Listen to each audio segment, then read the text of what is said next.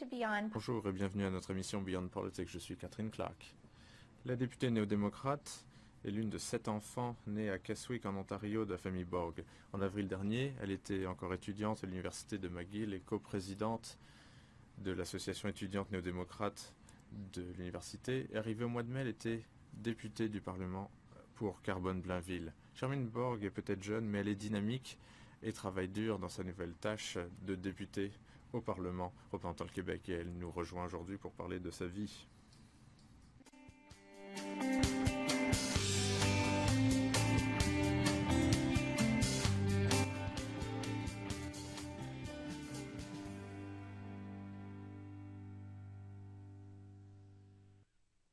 Charmaine Borg, bonjour et bienvenue à Beyond Politics. C'est un plaisir de vous avoir. Merci de m'accueillir. Je devrais dire bienvenue à Ottawa également, car vous êtes l'une des jeunes nouvelles membres au Parlement qui est arrivée durant les élections fédérales de 2011. Et ça a certainement été très difficile de vous adapter si rapidement à la vie d'Ottawa, j'imagine, n'est-ce pas? Oui, ça demande beaucoup d'ajustements pour tout le monde qui se fait élire. C'est un travail unique. Et j'ai travaillé beaucoup dans la politique avant, mais avant d'y arriver vraiment sur la scène politique, on ne connaît pas tous les détails, bien sûr. Alors, je vais vous poser la question suivante. Et bien sûr, le type de question que tout le monde vous a déjà posé, certainement, car tout d'abord, vous êtes vraiment jeune. Je ne veux pas paraître condescendante, bien sûr, mais lorsque je lisais ça, je disais à mon mari, mon Dieu, cela me fait me sentir vraiment vieille. Vous avez 22 ans, 21, 21 ans. Bon, mes excuses de vous vieillir davantage.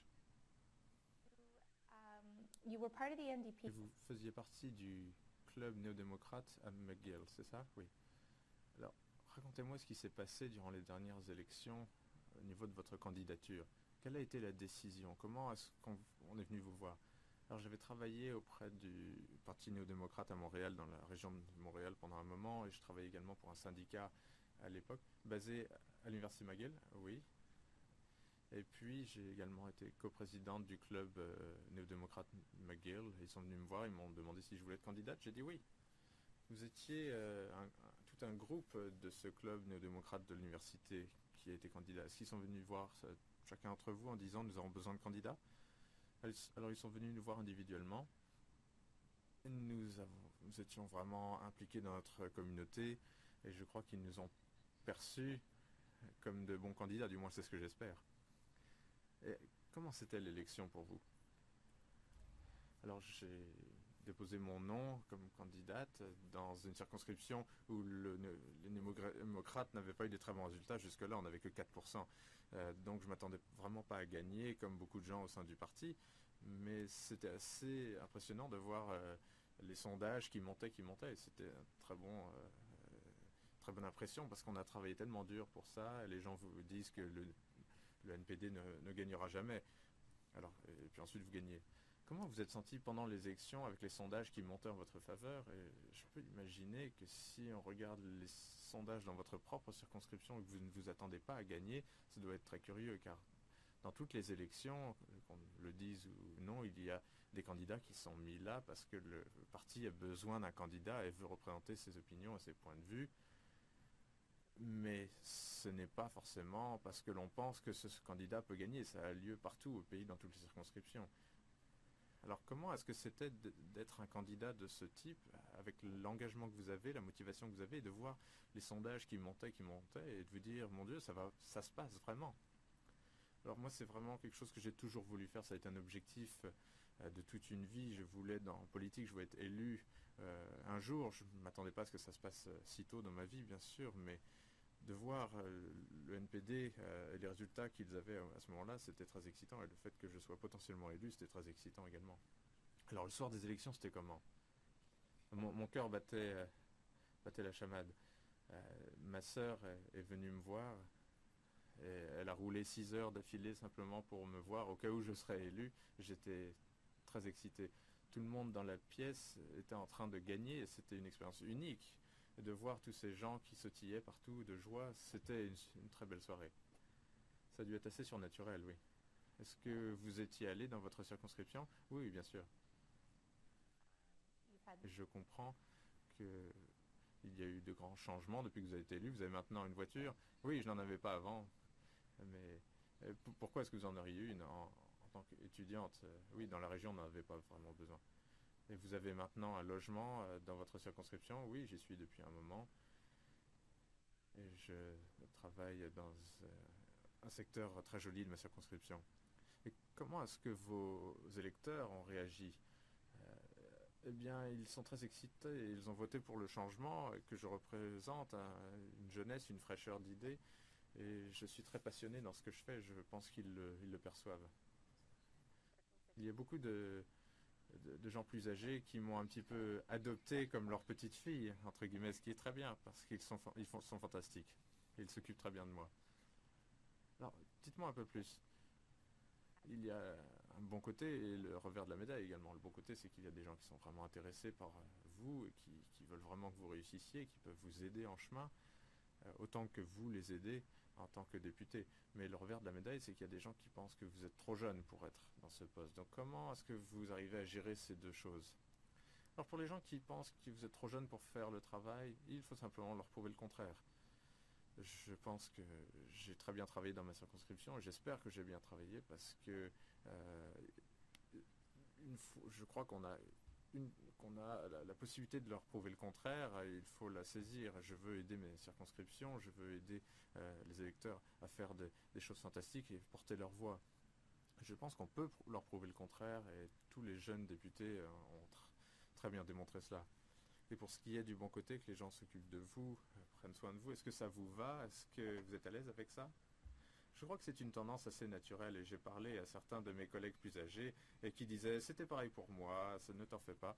Mais c'est très bien également parce que si on a besoin de quelque chose, ils n'hésiteront jamais à demander. C'est un système de soutien. Dites-moi quel a été le plus grand choc pour vous depuis que vous avez été député au Parlement. Est-ce qu'il y a une partie du travail qui a vraiment été surprenante?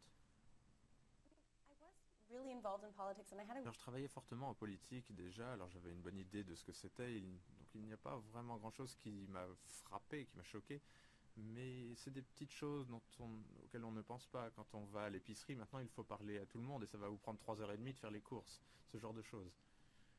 Est-ce que ça vous arrive ça? Oui, effectivement, oui, oui. Et est-ce qu'on vient vous voir dans, dans, dans tous les coins où vous êtes tout particulièrement vulnérable côté fruits et légumes parce qu'on vous voit plus? Je ne sais pas, il y a un petit peu de tout. Et qu'en est-il du déménagement à Ottawa et plutôt du trajet? Ça prend combien de temps? Ça prend 2h30, donc c'est pas si mal. Il me faudrait ça de toute façon pour entrer dans Montréal avec la circulation. Mais je suis vraiment chanceuse par rapport à certaines de mes collègues qui viennent de Colombie-Britannique. C'est bien plus facile pour moi, qui viennent du Yukon même, exactement. Alors dites-moi comment ça se passe au niveau de vos études. Est-ce que vous avez mis ça en pause pour le moment? Alors oui, j'ai parlé avec l'université pour savoir ce qu'on pouvait faire, mais les discussions se poursuivent. Pour y avoir des cours d'été, même ça, je ne sais pas si j'aurai beaucoup le temps de le faire ça. J'ai décidé que ma première priorité, c'était ma circonscription. Et si j'ai le temps d'étudier, j'aurai le temps d'étudier. Mais pour le moment, ce n'est pas ma priorité. Je pense que c'est une décision raisonnable, car si vous voulez vraiment faire un travail bien, c'est comme pour tout, il faut se concentrer dessus et être prêt à y dédier le temps nécessaire. Ça serait très difficile de continuer des études et être député en même temps. Exactement, oui. Dites-moi quelle a été la réaction de votre famille lorsque vous leur avez dit tout d'abord que vous étiez candidate. Alors lorsque j'ai dit à ma mère qui sont venus me voir, je vais être candidate, on m'a dit Charmaine, tu n'as pas le temps de faire ça. J'avais 2 emplois, j'étais dans les études à plein temps, j'étais active, j'étais bénévole ici et là. Elle m'a dit Charmaine, comment penses-tu que tu auras le temps de faire ça? J'ai dit je trouverai le temps, c'est pas grave, c'est les élections, c'est important. Elle a dit d'accord, très bien. Et elle a été très très fière de moi, elle a été très heureuse et je pense qu'elle savait que je ferais ça un jour, mais oui, vous le saviez aussi. Bah, c'est difficile de savoir si on va être élu ou non, si les gens vont voter pour vous, mais elle savait effectivement que j'allais rentrer dans la politique autant que possible. Alors, racontez-moi comment ça a commencé. Est-ce que c'est quelque chose qui s'est mis en place durant votre adolescence ou dès votre plus jeune âge? Alors, lorsque j'étais enfant, peut-être que j'avais certaines tendances à la politique, mais je ne m'en souviendrai pas. Les premiers souvenirs de vouloir m'exprimer au nom des gens, c'est à mon adolescence. J'ai participé beaucoup au mouvement contre la loi en Afghanistan, la guerre en Afghanistan, pardon, et j'ai travaillé pour les enfants dans ma communauté et ça m'a vraiment permis de voir tout ce qu'on peut faire si on participe, on peut apporter changement à la vie des gens. Alors pourquoi avoir lancé ce groupe de théâtre?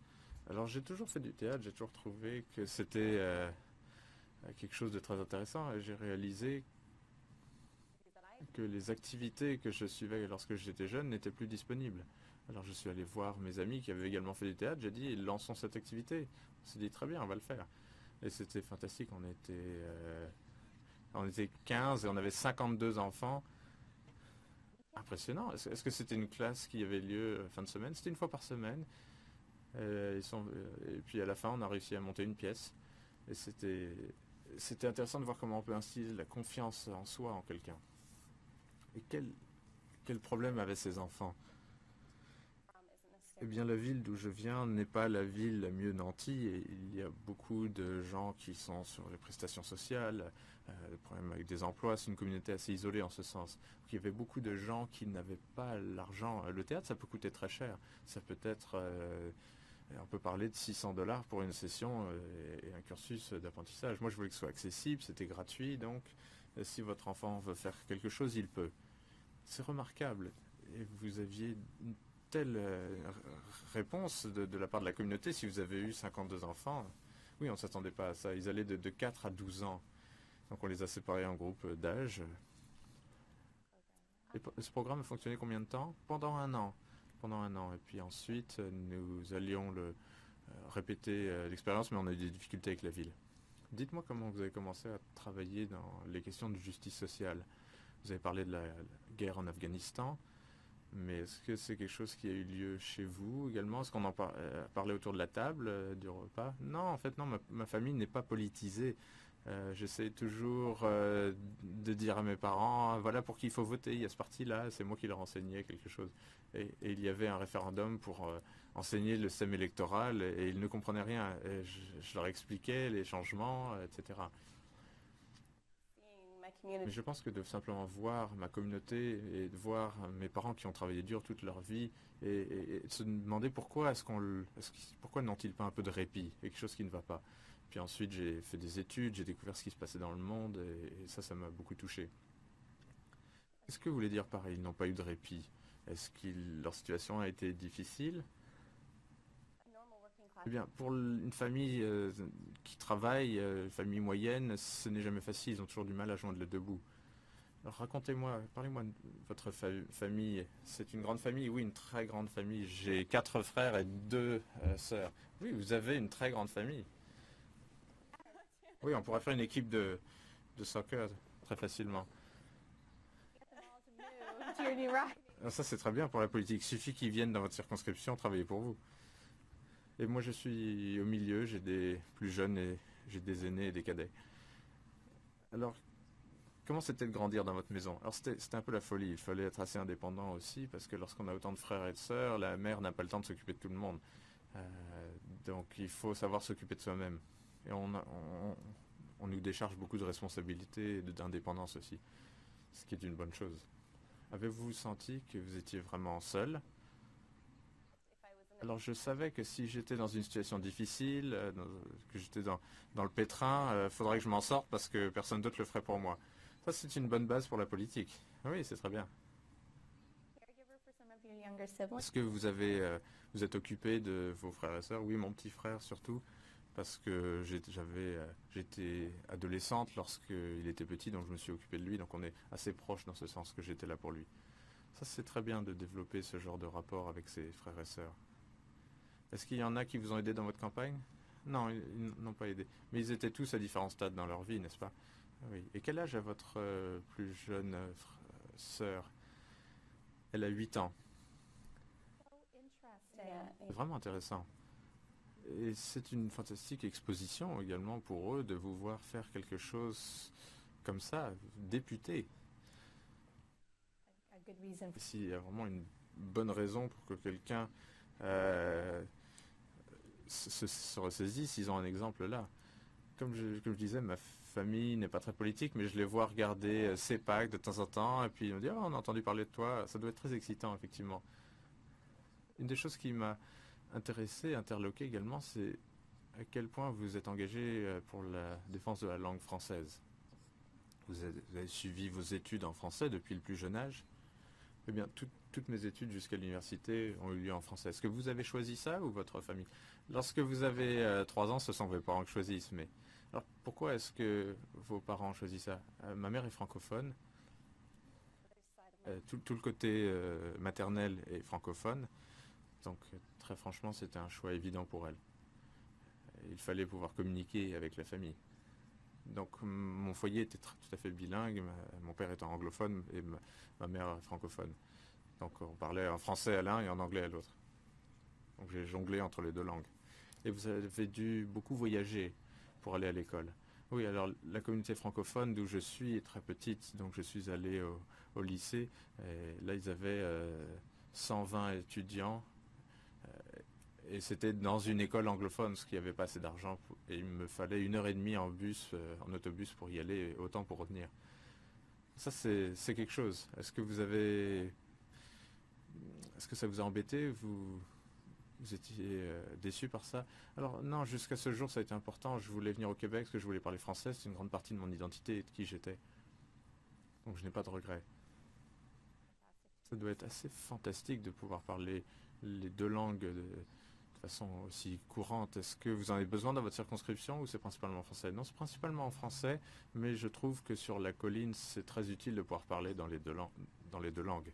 Car il peut y avoir un vide politique entre le Québec et le reste du Canada. Mais comme je parle les deux langues, je trouve que l'on peut communiquer au reste du Canada la réalité québécoise. Donc ça a été très utile pour moi.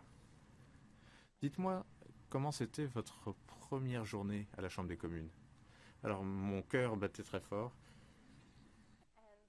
And you have just a sense of Et on est très fiers, on ressent beaucoup d'honneur et on se dit, voilà, il y a 308 personnes représentant tout le Canada qui ont le privilège de s'asseoir ici. Je suis l'une d'entre eux. Donc on est très fiers. Est-ce qu'à un moment, vous vous êtes dit, qu'est-ce que j'ai fait? Non, à aucun moment, non. Parce que moi, je serais rentré et je me serais dit, oh là là, je ne crois pas avoir signé pour ça. Non, j'ai vraiment embrassé la notion dès le début. C'est quelque chose que j'ai voulu faire toute ma vie. Alors je me suis dit, allons-y. Quelle est la plus grande chose que vous avez dû changer dans votre vie pour vous ajuster à la situation? Alors, une chose que j'ai dû changer, les hauts talons. Non, j'avais l'habitude de porter des hauts talons. Je pense que ça serait...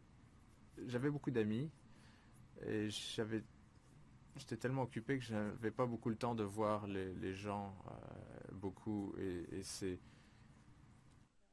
plutôt le fait d'avoir toujours quelqu'un autour de vous maintenant. Est-ce que vous avez trouvé ça difficile de travailler dans un environnement de partisanerie à la Chambre des communes ou est-ce que c'est moins que ce qu'on le pense? Je crois qu'actuellement c'est beaucoup plus partisan que ça ne l'était auparavant durant le gouvernement minoritaire. Donc je connaissais des députés avant, je leur ai parlé, etc. Et on disait, dans les comités, il se passe des choses, on arrive à faire avancer des dossiers. Et le slogan de Jack, c'était «Travaillons ensemble».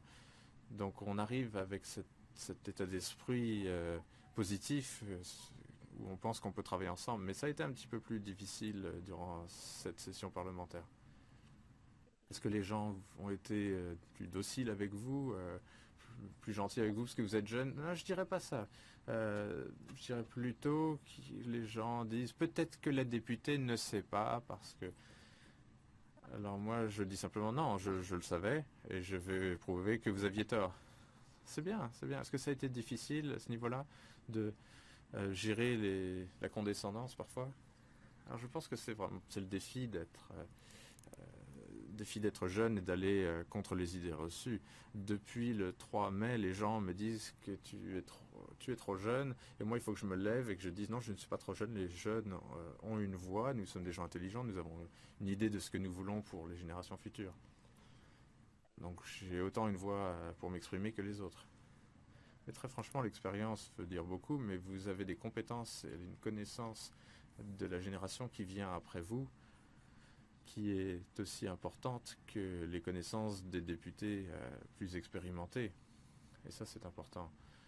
Parce que le groupe qui vient après vous, ce sont eux qui vont prendre des grandes décisions également. Ça vous a réconforté qu'il y ait d'autres jeunes députés? Oui, ça a été d'une grande aide. Il y a certaines choses dont on peut parler entre nous. Et je sais que nous avions Nikki Ashton auparavant qui disait, avant que je sois élu, elle était la plus jeune, et elle disait, vous savez, j'ai toujours du mal à me lever, à soulever la question de la jeunesse parce que tout le monde me dit, pourquoi parlez-vous de ça? Mais maintenant, c'est tellement plus facile parce que nous sommes 22 à avoir moins de 32 ans, alors nous pouvons nous lever et dire, ce sont des questions importantes, il faut en parler. Et le fait que nous ayons la force du nombre nous aide beaucoup. Et comment c'est de gérer les médias? Parce qu'il y a eu certaines couverture médiatique sur cette question, pas simplement le fait qu'il y a beaucoup de nouveaux députés, mais le fait que vous soyez un groupe très jeune également.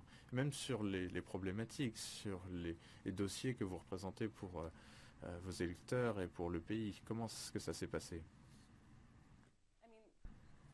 Eh bien, comme je vous l'ai dit, dès le début, dès le 3 mai, les gens ont dit « ils sont trop jeunes, pourquoi est-ce qu'ils sont là ?»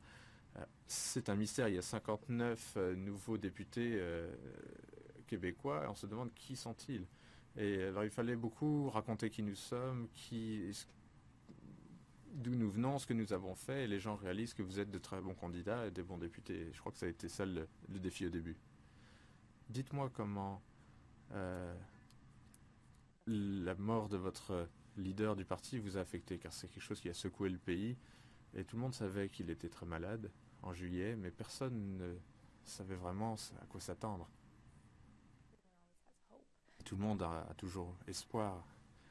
Donc, comment vous avez vécu ça d'être une nouvelle jeune députée, de perdre votre dirigeant en même temps, avant même de pouvoir siéger? Alors, vous aviez pris votre siège, mais avant de revenir pour cette session entière où vous alliez vraiment... vous pensiez que vous seriez dirigé par votre leader.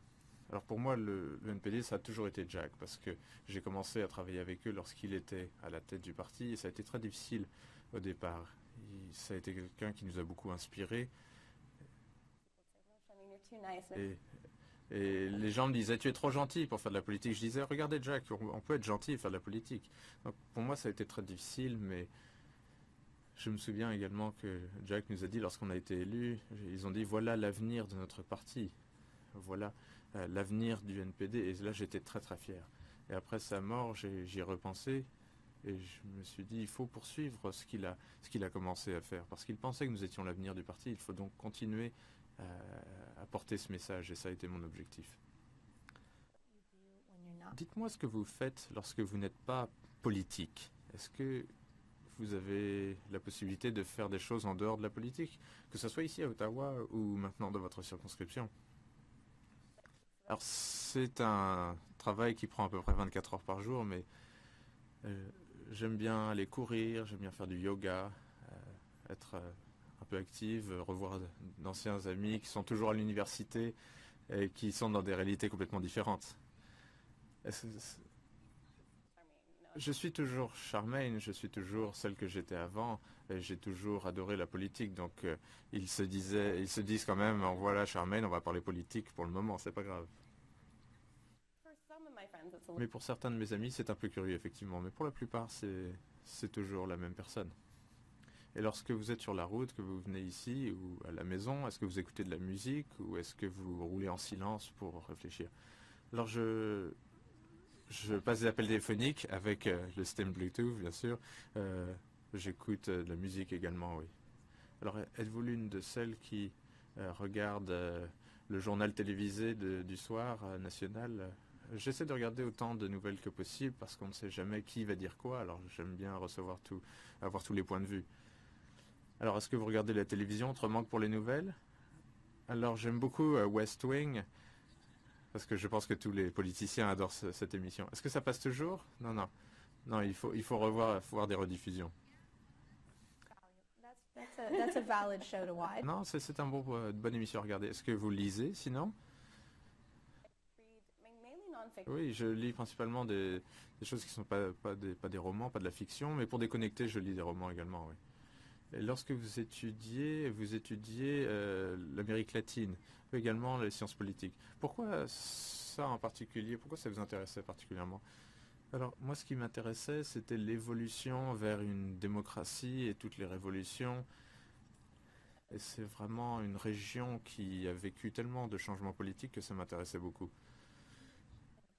Alors, vous alliez y aller au Mexique pour étudier pendant un semestre, c'est ça? Et vous avez dû remettre ça plus tard, bien sûr. Effectivement, oui. Est-ce que vous parlez espagnol? Alors, il est un peu plus rouillé qu'auparavant, mais avant, je me débrouillais et j'espérais y aller et vraiment m'améliorer en espagnol, mais j'ai beaucoup perdu. Think about it when you have time to think Et about lorsque vous avez le temps d'y réfléchir, lorsque vous avez quelques instants, est-ce que c'est quelque chose que vous prévoyez de faire pendant longtemps? Est-ce que vous trouvez à l'aise? Vous avez trouvé votre niche? Je ne pense pas que personne ne devrait se lancer dans la politique comme si c'était une carrière. On n'est pas là pour ça. Bien sûr, je vais chercher à être réélu, et ça c'est aux électeurs de décider s'ils veulent me réélire, mais on verra ce qui se passe après. Bien sûr, je serai toujours active pour les questions de justice sociale et dans le monde politisé, mais je ne suis pas sûr que j'aurais envie d'être en politique pendant 30 ans, ça je ne sais pas. Alors on ne sait jamais, ça s'est vu. Ça a été une entrée en politique assez surprenante, donc vous demandez à ce stade-ci si c'est quelque chose que vous voulez faire pendant longtemps. C'est pas une question très sympa, parce que vous disiez certainement pendant les premiers mois que vous ne feriez pas ça longtemps. Non, au contraire, depuis le premier jour, je savais que je voudrais être réélu. Mais c'est aux électeurs de décider, on ne peut pas décider pour eux, bien sûr.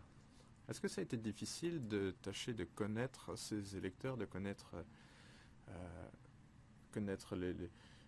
les électeurs avec toute la couverture médiatique dont on a parlé et toute l'attention portée sur les jeunes députés qui ont été élus au Québec? Est-ce que ça a été difficile d'apprendre à connaître les gens que vous représentez de façon assez neutre en tant que simplement député Charmaine Borg? Ça a été un peu plus facile que ce que je pensais, parce que pas tout le monde lit le Globe and Mail. Et donc je me présentais à eux comme leur député et c'est tout. Et depuis le départ, je suis allé voir des gens, j'ai frappé aux portes, je suis allé à des événements. J'étais sur place, je voulais rencontrer tout le monde, je voulais savoir ce qu'ils pensaient, ce qui les préoccupait. Donc, à ce niveau-là, ça a été une bonne chose, oui. Charmaine, merci beaucoup d'avoir été avec nous aujourd'hui. Ça a été un plaisir de vous parler. Je suis ravi d'avoir eu l'occasion de vous connaître un peu mieux et je suis certaine que nous allons tous suivre votre carrière avec intérêt dans les années à venir et j'espère vous revoir très bientôt et voir comment votre opinion du système politique a changé. Merci de m'avoir reçu.